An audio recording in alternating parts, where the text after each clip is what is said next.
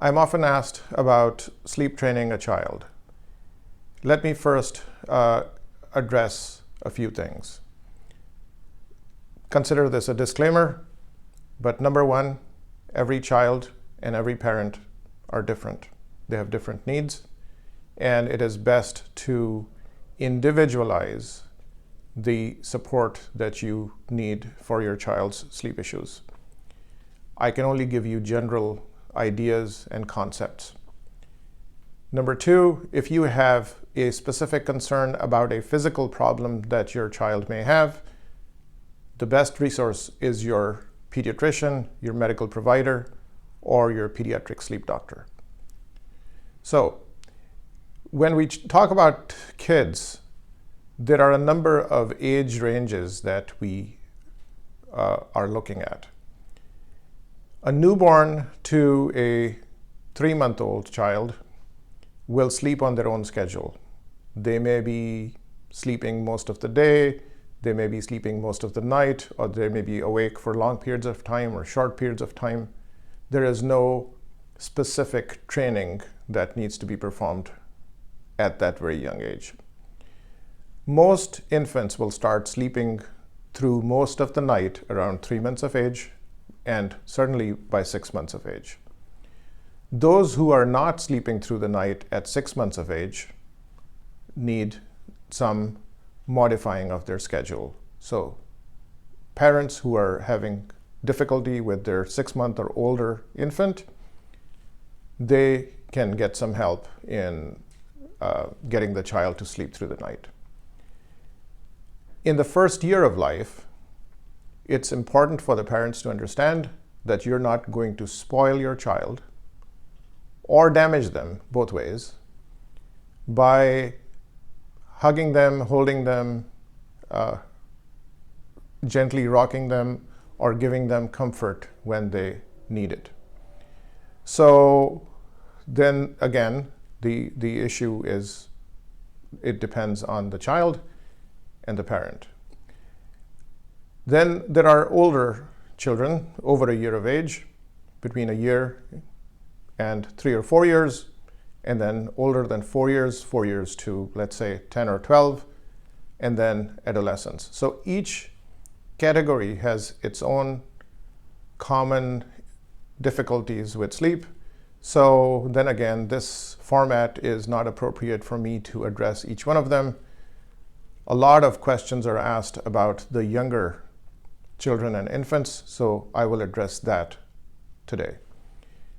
Number one, if your infant between 6 months and 12 months of age is not yet sleeping through the night, the question to ask obviously is, why might that be? A common answer is that the infant has not yet been weaned off of the habit of being fed during the night. If that is the case, then you have to gradually wean off the nighttime feedings, because physiologically an infant over 6 months of age does not need to be fed during the night. Their body is perfectly capable of maintaining blood sugar levels through the night. How do you wean them off the feedings? If this is a breastfed, nursed infant, then you're not going to, because there's a lot of difference between breast milk and formula. So infants who are formula fed tend to stay asleep for longer periods of time. Their routines are different. Infants who are breastfed, they need feedings more often, and they will continue to wake up during the night. Those who are being given formula during the day, I would clarify, because there have been questions, their formula should not be diluted during the day. Most of them do not need to be given water during the day. They're fine just with the formula.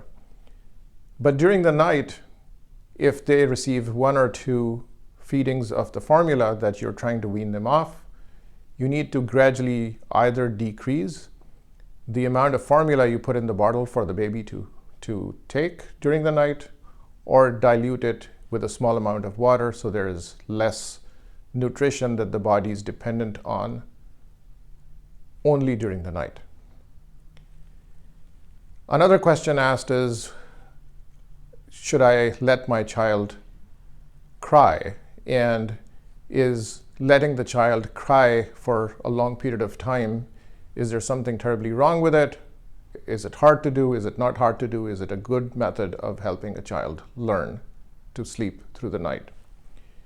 Then again, there are differences. In some cultures, children will sleep in the same bed with their parents for a long period of time. In other cultures, they sleep separately in a crib in the same room, sometimes because of a lack of space that the family has, or in other situations, children have a separate room to sleep in, and they sleep in a crib completely separate from their parents' bedroom. So then again, it depends on the situation, the parent and the child, and what you're trying to achieve. The main concept to understand is that young, normal children, healthy children, will change their habit. They will adapt to a new habit very quickly.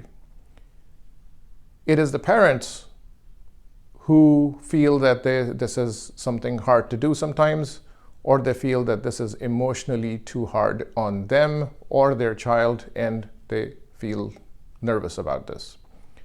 So if you decided that your child is not sleeping through the night and you're going to let your child cry out for a night, 2 nights, or 3 nights until he or she is able to learn to soothe themselves and sleep through the night, and you're comfortable with that idea, there is nothing wrong with that. For other people, it seems too extreme, and in that case, there are modifications of this same routine. Some parents will check on the baby multiple times, walk in the room, walk out of the room, give the baby some water to drink or not, or give them a pacifier or not. Then again, it's a matter of what you are comfortable with and how your child is responding to it.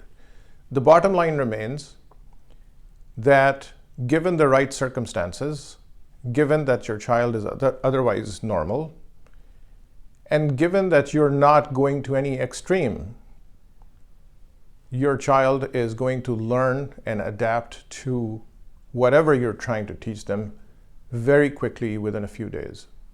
So if you're willing to sweat it out and you think this is not particularly dangerous for your child, you could let them cry for an hour, hour and a half, 2 hours for the first, second, or third night. They're going to very quickly learn to sleep through the night.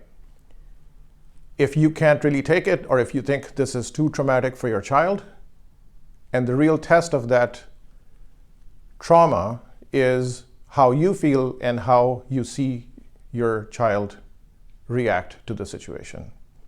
That is why I say to claim that there is a certain specific rule that applies to all children is wrong. You have to be conscious of your own feelings about the situation and your child's feelings about the situation. You as a parent are more reliable for me than anybody else. Your feeling is more important. At the same time, I, as a physician, want you to be confident in you being a parent. You are the one who's going to control the situation, not the infant's personality, because this tends to be something that happens almost between every child and every parent, that there is a power struggle that starts at 3 or 4 months of age, and it's never ending. So What is the bottom line? The bottom line is be aware of your own comfort zone and how your infant or child is reacting to the situation. Number two, if in doubt, talk to your medical provider. And number three, be consistent. Lack of consistency on the part of the parents is a major contributor to children having sleep problems. If you really need specific help, we're here for you. Feel free to reach out, talk to us, email us, text us. We're here to help.